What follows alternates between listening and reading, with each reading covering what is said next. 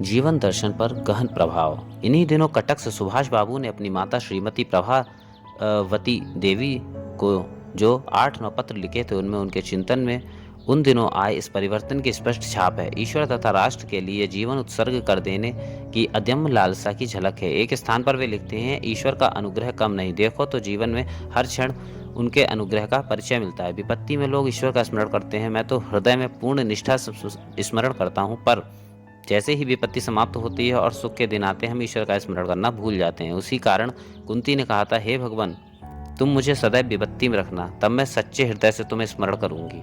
सुख वैभव में तुमको भूल जाऊंगी, इसीलिए मुझे सुख मत देना। एक अन्य पत्र में वे लिखते हैं, संसार के तुच्छ पदार्थों के लिए हम कितना रोते हैं, किंतु ईश्वर के लिए हम अश्रुपात नहीं करते। माँ, हम तो पशुओं से भी अधिक कृतज्ञ और पाषाण हृदय हैं। उस शिक्षा को धिक्कार है जिसमें ईश्वर का नाम नहीं है, और उस व्यक्ति का जन्म निरर्थक है जो प्रभु के नाम का स्मरण नहीं करता। तदुपरांत उन्होंने लिखा था, ईश्वर ने हमको सांसारिक प्रलोभनों के खिलौनों से बहका रखा है और माया में फंसा रखा है। माँ अपने कार्य में व्यस्त है, बच्चा खिलौनों से खेल रहा है। जब तक शिशु खिलौनों से को फेंक कर माँ माँ पुकारता हुआ व्याकुल नहीं उठता, तब तक माँ उसके पास नहीं आती। माँ सोचती है, बच्चा तो खेल ही रहा है, मैं क्यों जाऊं।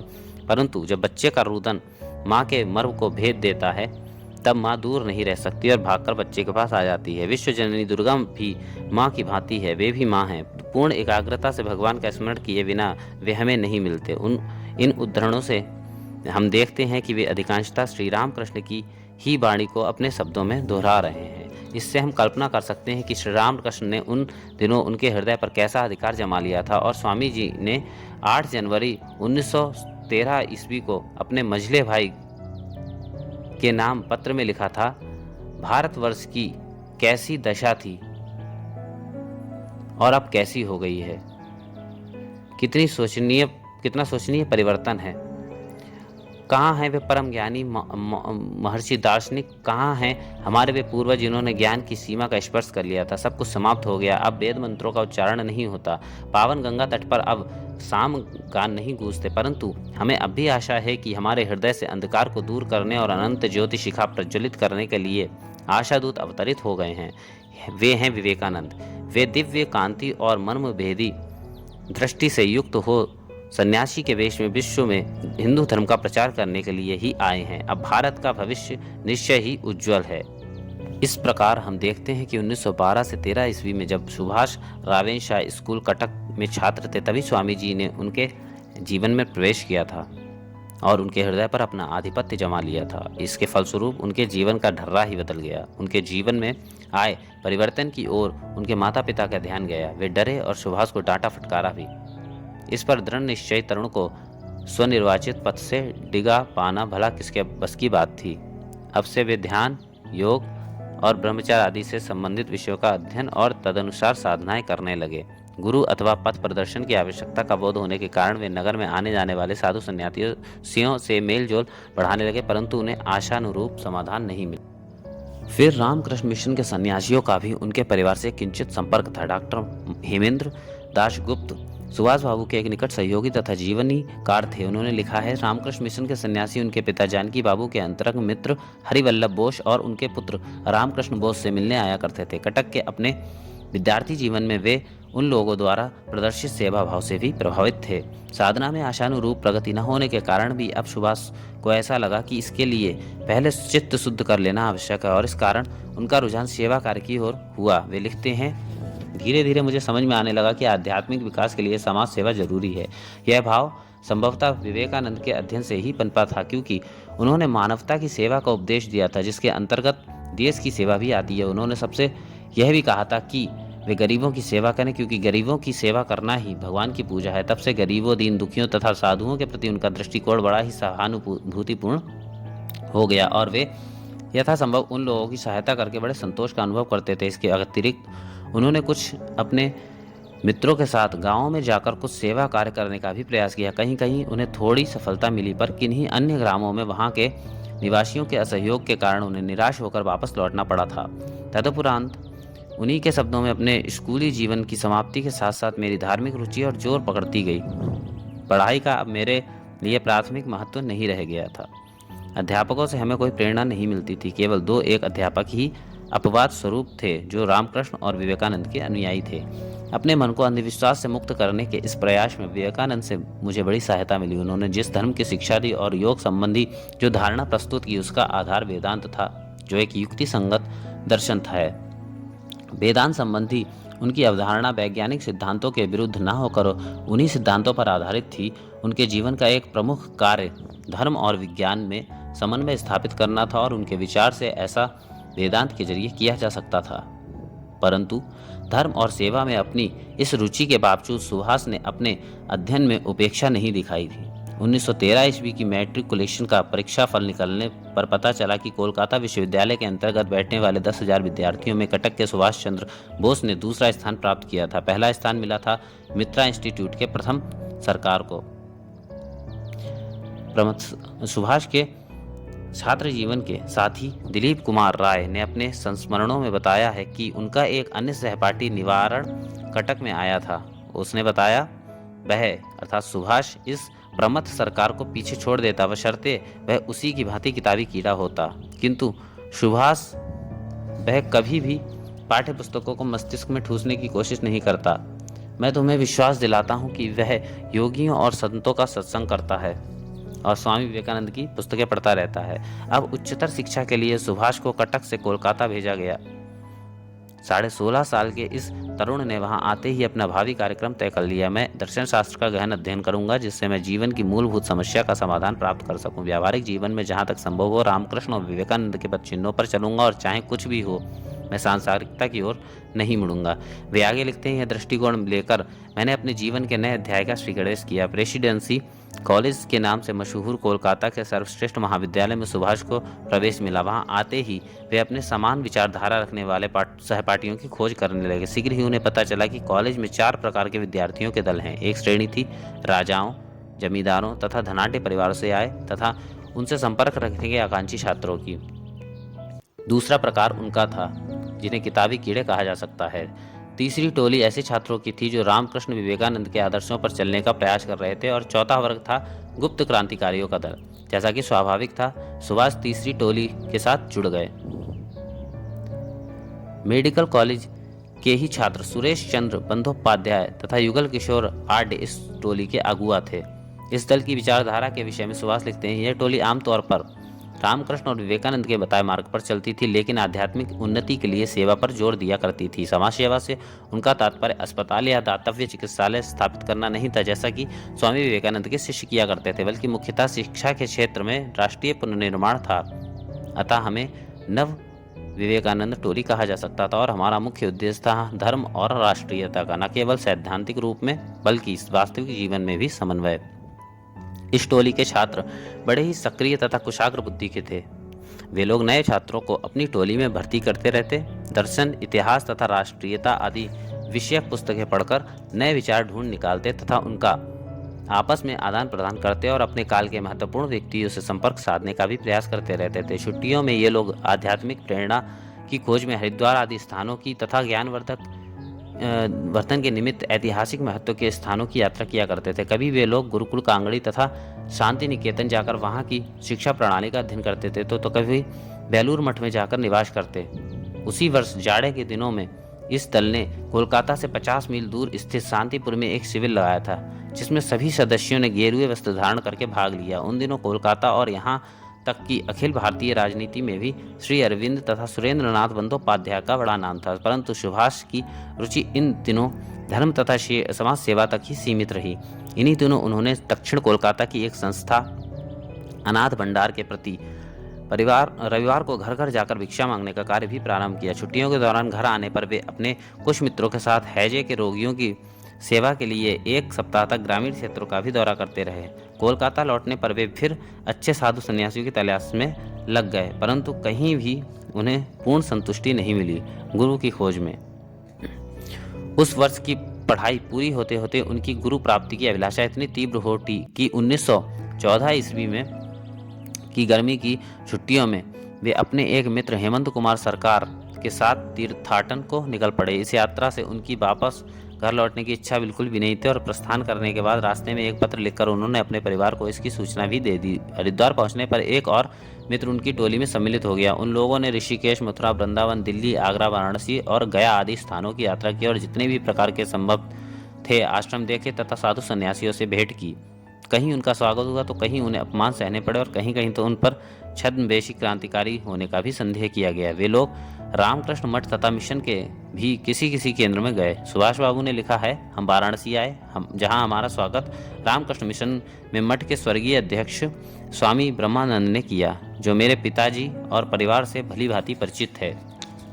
सुभाष बाबू ने अपनी आत्मकथा में इस विषय में केवल इतनी ही जानकारी दी है क्योंकि यह उनके हृदय का एक अंतरंग विषय था, परंतु दिलीप कुमार राय द्वारा लिखित संस्मरणों में भेंट का किंचित विवरण प्राप्त होता है कि उस अवसर पर श्री रामकृष्ण के मानस पुत्र और स्वामी विवेकानंद के उत्तराधिकारी ब्रह्मानंद जी ने उनसे क्या बातें की थी और क्या उपदेश दिए थे। दिलीप जब सुभाष को स्वामी ब्रह्मानंद के अपने संस्मरण सुनाने लगे तो सुभाष के मानस पटल पर उनकी पुरानी यादें ताजा हो गई थीं। उनके नेत्र छलछला उठे थे और वे दिलीप के दोनों हाथ पकड़कर कह उठे थे, जिसे कृपा मिलती है उसका जीवन ही बदल जाता है। मुझे भी उस कृपा का आभास मिला है, इसीलिए तो देश के कार्य हेतु जीवन देकर इसे सार्थक कर देना चाहता हूँ। तुम्हें यह भी बता दूं कि इन्हीं राखाल महाराज अर्थात स्वामी ब्रह्मानंद ने मुझे काशी में यह कहकर वापस लौटा दिया था कि तुझे देश का काम करना है। क्रांतिकारी नरेंद्र नारायण चक्रवर्ती ने अपने जीवन का 12 वर्षों से भी अधिक काल जेलों में बिताया था। वे नेताजी विषयक अपनी स्मृति कथा में उपरोक्त संदर्भ में लिखते हैं, स्वामी ब्रह्मानंद से उन्हें भावी जीवन के बारे में पथ प्रदर्शन मिलता है। सुभाष जब सद्गुरु की तलाश में उत्तर भारत के विभिन्न स्थानों का भ्रमण करते हुए काशी धाम आए थे, तभी उनकी भेंट स्वामी ब्रह्मानंद से हुई थी। उनके पिता जानकीनाथ ब्रह्मानंद जी के प्रिय पात्र थे। सुभाष का परिचय तथा मनोभाव जानने के बाद स्वामी ब्रह्मानंद ने सुभाष को सस्नेह निकट खींच लिया और उनके शरीर एवं सिर पर हाथ फेरते हुए घर लौट जाने को कहा था। उन्होंने यह भी कहा था कि सुभाष के लिए उसका अद्भुत भविष्य प्रतीक्षा कर रहा है। विरागी सुभाष ने उस दिन उनकी बातें सिरोधार्य की थीं और संन्यास ग्रहण की प्रबल आकांक्षा को प्रशमित कर घर लौट आए थे।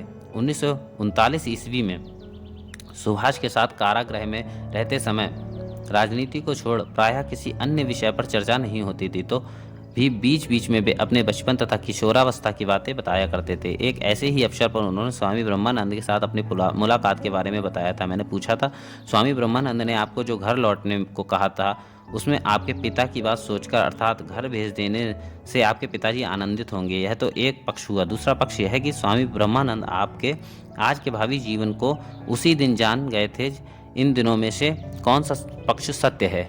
इस पर सुभाष ने कहा था, दोनों ही सत्य हैं। पिताजी की बात का उन्हें बिल्कुल भी ध्यान नहीं था, यह मैं नहीं कहता, परंतु इसके अतिरिक्त था स्वामी ब्रह्मानंद जी का अंतर्बोध। मैं योग की शक्ति का विश्वासी हूँ। ठाकुर रामकृष्ण बिना कारण ही राखाल नहीं किया करते थे। उनकी विशेषता को समझ लेने पर ही हमारी समझ में आएगा कि विवेकानंद जी ने क्यों बाकी सबको छोड़ राखाल महाराज को ही मिशन का अध्यक्ष बनाया। एक सच्चे गुरु की पहचान बताते हुए स्वामी विवेकानंद ने कहा है कि गुरु वह है जो तुम्हारे भूत और भविष्य को जान ले, और उपरोक्त विवरण से ज्ञात होता है कि महान सदगुरु स्वामी ब्रह्मानंद ने सुभाष का भविष्य जान लिया था और स्वामी जी के विचारों को भलीभांति आत्मसात करके तदनुसार जीवन गठन तथा राष्ट्र की सेवा में आत्मोत्सर्ग का उपदेश दिया था। वाराणसी से वापस लौटते समय सुभाष वहां के रामकृष्ण मठ के अध्यक्ष से एक परिचय पत्र लेते आए थे, जिसकी सहायता से कुछ दिनों के लिए वे बोध गया कि एक मठ में ठहरे और तदुपरांत पूरे 2 महीनों का भ्रमण समाप्त करके वापस घर लौटे। सुभाष के सहसा घर लौट आने पर परिवार के सभी लोग बड़े आनंदित हुए। उन्हें पता चला कि उनके इस प्रकार गायब हो जाने पर उनके लिए बैद्यनाथ, देवघर तथा बेलूर मठ में पूछताछ की गई थी। हरिद्वार के रामकृष्ण मिशन को तार भेजा गया था, परंतु इन सब का कोई फल नहीं निकला था। घर में आते ही उन्हें टाइफाइड हो गया, शारीरिक दुर्बलता का अनुभव होने लगा और इस कारण वे पढ़ाई लिखाई में थोड़े पिछड़ गए। इसी काल में 3 अक्टूबर 1914 ईस्वी को एक पत्र में उन्होंने अपने आराध्य देव श्री रामकृष्ण का एक बड़ा ही मनोरम चित्रण किया है। सबसे बड़ा दान हृदय दान है। दक्षिणेश्वर के काली मंदिर का एक चित्र स्मरण हो आता है। कमलासन पर विराजने वाली माँ काली खड्ग हाथ में लिए शिव के आसन पर खड़ी हैं। उनके आगे एक बालक है। बालक स्वभाववश स्पष्ट वाणी में रोता हुआ प्रतीत होता है, मानो कह रहा हो, माँ यह लो अपना भला बुरा, यह लो अपना पाप और यह लो अपना पुण्य। विकराल मुख वाली भयंकर दांतों वाली माँ काली थोड़े में संतुष्ट नहीं होती, इसलिए सबका भक्षण करना चाहती है। पुण्य भी चाहती है और पाप भी चाहती है। बालक को सब कुछ देना होगा, बहुत कष्ट हो रहा है, माँ को सर्वस्व देना होगा। माँ किसी भी प्रकार संतुष्ट नहीं होती, इसलिए बालक रोता है और रोते हुए कहता है, यह लो यह लो। अश्रुधार बंद हो गई, कपोल और वक्ष सूख गए, हृदय की तपन शांत हो गई। जहाँ बहुत से कांटों की चुभन जैसी पीड़ा होती थी, वह अब वहाँ उसका चिन्ह तक शेष नहीं है। अमृत से मानो हृदय परिपूर्ण हो गया। बालक उठकर खड़ा हो गया। अब उसके पास अपना कहने को कुछ भी नहीं बचा। उसने सर्वस्व दे दिया माँ को।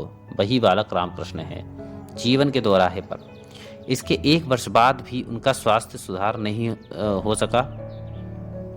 20 सितंबर 1915 ईस्वी को वे लिखते हैं, शारीरिक स्थिति को देखकर तो विश्वास नहीं होता कि जीवन में मैं कुछ कर सकूंगा। स्वामी विवेकानंद की सभी बातें सत्य हैं। लोहे के समान सुदृढ़ नाड़ियां और श्रेष्ठ प्रतिभाशाली मस्तिष्क यदि तुम्हारे पास है तो संपूर्ण विश्व तुम्हारे कदमों में झुकेगा। इस काल तक भी हम देखते हैं कि वे अपने भावी जीवन की दिशा निर्धारित नहीं कर पाए हैं। मन में निरंतर द्वंद्व चल रहा है, साधना में डूब जाऊं या फिर कर्म की धारा में जीवन को बहा दूं। 3 अक्टूबर 1915 ईस्वी को वे लिखते हैं, एक और ब्रह्मानंद की बात स्मरण हो आती है तो दूसरी ओर पाश्चात्य आदर्श जो कर्मठता को ही जीवन मानता है। एक और मौन और शांतिपूर्ण जीवन, एक आत्मदर्शी योगी जिसने जगत की असारता का अनुभव कर लिया, और दूसरी ओर पश्चिम वालों की विशाल प्रयोगशालाएं, उनका विज्ञान दर्शन, उनके द्वारा आविष्कृत और प्रकट की गई अद्भुत ज्ञान राशि।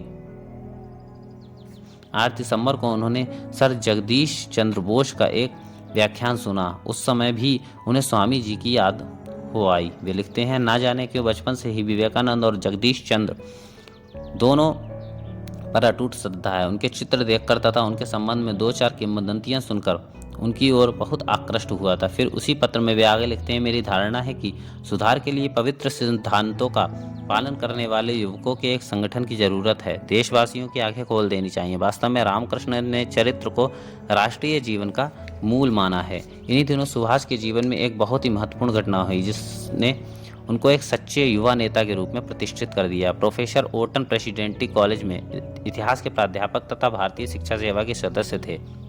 वे एक बड़े ही अहंकारी और तथा कट्टर अंग्रेज थे। उन्होंने किन्हीं छोटी मोटी बातों को लेकर कई छात्रों का अपमान किया और उन्हें अपशब्द कहे। इस पर छात्रों ने सुभाष के नेतृत्व में यह मांग की कि वे अपने इस दुर्व्यवहार के लिए छात्रों से क्षमा याचना करें, और सीधी उंगली से घी ना निकलता देखकर उन्होंने हड़ताल की घोषणा कर दी। उनकी हड़ताल अत्यंत सफल रही। समझौता हुआ, कॉलेज फिर खुला, परंतु इसके बावजूद प्रोफेसर ओटन के व्यवहार में कोई परिवर्तन दृष्टिगोचर नहीं हुआ था। और कोई चारा न देखकर एक दिन कुछ छात्रों ने मिलकर प्राध्यापक महोदय की अच्छी पिटाई की। यद्यपि सुभाष ने उन पर बिल्कुल भी प्रहार नहीं किया था, तथापि छात्र नेता के रूप में प्रसिद्धि के कारण एकमात्र उन्हीं को कॉलेज से निलंबित कर दिया गया। इसके बाद वे कटक लौटकर समाज सेवा के कार्य में लग गए तथा अपने कुछ मित्रों के साथ ग्रामीण अंचल में जाकर हैजे का तथा चेचक से आक्रांत लोगों की चिकित्सा तथा देखभाल करने लगे। इस प्रकार 2 वर्ष पढ़ाई स्थगित रखने के बाद कहीं उन्हें पुनः विश्वविद्यालय से अपना अध्ययन जारी रखने की अनुमति मिली। 1917 ईस्वी की जुलाई में उन्होंने स्कॉटिश चर्च कॉलेज में बीए तृतीय वर्ष के लिए प्रवेश लिया। इन्हीं दिनों उन्होंने विश्वविद्यालय की फौजी यूनिट में भर्ती होकर सैन्य शिक्षा भी ग्रहण की। दर्शन शास्त्र लेकर बीए पास कर लेने के बाद वे प्रायोगिक मनोविज्ञान में एमए करने की सोच रहे थे। तभी अचानक एक दिन उनके पिता ने उनके समक्ष इंग्लैंड जाकर आईसीएस अर्थात भारतीय राजकीय सेवा की पढ़ाई करने का प्रस्ताव रखा। 15 सितंबर 1919 ईस्वी को उन्होंने जलियान से इंग्लैंड के लिए प्रस्थान किया। वहां पहुंचकर वे गंभीरतापूर्वक परीक्षा की तैयारी में जुट गए। 10 महीनों के भीतर ही उन्हें इस कठिन परीक्षा में बैठना था। तथापि इस व्यस्तता के बीच भी वे अपने जीवन का लक्ष्य उन्हें कभी विस्मृत नहीं हुआ। 23 मार्च 1920 ईस्वी को वे कैम्ब्रिज से अपने मित्र तथा सहपाठी चारू चंद्र गांगुली को लिखते हैं, यहाँ आकर और यहाँ के लोगों तथा उनकी कार्य प्रणाली को देखकर मैं अनुमान करता हूँ कि हमारे देश में 2 चीज़ें बहुत आवश्यक हैं, जनसाधारण में शिक्षा का प्रसार और श्रमिक आंदोलन। स्वामी विवेकानंद कहा करते थे कि भारत की उन्नति किसान, धोबी, मोची और मेहतरों से ही होगी। पाश्चात्य जगत ने यह दिखा दिया कि जनशक्ति क्या कर सकती है। यदि कभी भारत की प्रगति हुई तो वह जनशक्ति के द्वारा ही होगी। स्वामी विवेकानंद वर्तमान भारत में कह गए हैं कि ब्राह्मण, क्षत्रिय और वैश्य इन 3 वर्णों के आधिपत्य के दिन बीत चुके हैं। पाश्चात्य जगत में वैश्य वर्ग में आते हैं पूंजीपति तथा उद्योगपति। मजदूर वर्ग के शक्तिशाली होते ही उनका समय भी समाप्त होने वाला है। भारत के शूद्र तथा अछूत जाति के लोगों ने इतने दिन केवल कष्ट भोगा है। इन्हीं के त्याग और शक्ति से भारत की उन्नति होगी। इसलिए अब हमें जनशिक्षा और श्रमिक संगठन का प्रयास करना चाहिए। 1920 ईस्वी की जुलाई में वे प्रशासनिक सेवा की प्रतियोगिता में बैठे। वे अपने परिचय संतोषपूर्वक रूप से हल नहीं कर पाए थे, तथापि अप्रत्याशित रूप से उन्हें चौथा स्थान मिला, परंतु सरकारी नौकरी करना उन्हें मंजूर नहीं था। 22 अप्रैल 1921 ईस्वी को उन्होंने इस सेवा से त्यागपत्र दे दिया। तब अपने भावी जीवन के कार्यक्रम के संबंध में उनके मन में तरह तरह के विचार उमड़ घुमड़ रहे थे। ऐसी ही मनोस्थिति के बीच उन्होंने उसी दिन अपने मित्र चारू चंद्र गांगुली को लिखा, अभी तक निर्णय नहीं कर सका हूँ कि क्या करना चाहिए। एक इच्छा होती है कि रामकृष्ण मिशन में प्रवेश ले लूँ, कभी मन करता है कि बोलपुर चला जाऊँ, फिर इच्छा होती है कि सम्मानदाता बनूँ। देखूँ क्या होता है।